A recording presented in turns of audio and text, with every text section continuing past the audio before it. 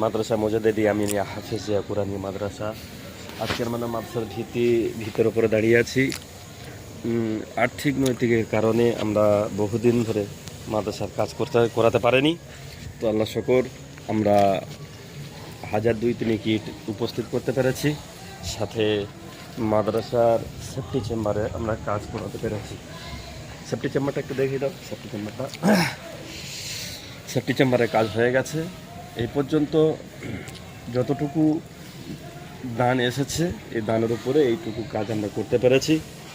প্রত্যেকের দানের কারণে আমরা এইটুকু কাজ করতে পেরেছি। এরপরে মাদ্রাসার পুরো টাইমিংয়ের কাজ বাকি রয়েছে এবং বিল্ডিং না থাকার কারণে মাদ্রাসা চালানো বড় মুশকিল হয়ে যাচ্ছে। এই জন্য প্রত্যেকে দিনদরদি ভাইদেরকে বলবো, প্রত্যেকে যদি একটু সাহায্যের হাতখানা বাড়ান তাহলে আমাদেরকে এই বিল্ডিংয়ের কাজ করতে সুবিধা হবে। আগামীতে মাদ্রাসাটা আগে বাড়ুক, নদীর প্রতিষ্ঠানটা আগে বাড়ুক।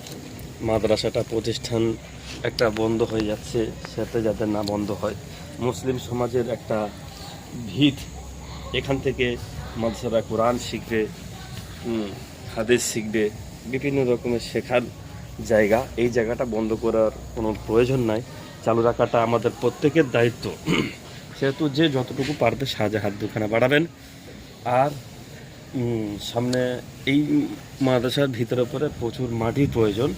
তো আল্লাহ শুকর, মাটি ভরাট করার কাজ শুরু হয়ে গেছে। তো কিছু গ্যাবলস ছিল, ইট ভাঙা খোয়া ভাঙা ছিল, সেগুলো দিয়ে কিছুটা ভরাট হয়েছে। আরও প্রয়োজন আছে। তো প্রত্যেকে একটু সাহায্যের হাতখানা বাড়াবেন। আসসালামু আলাইকুম।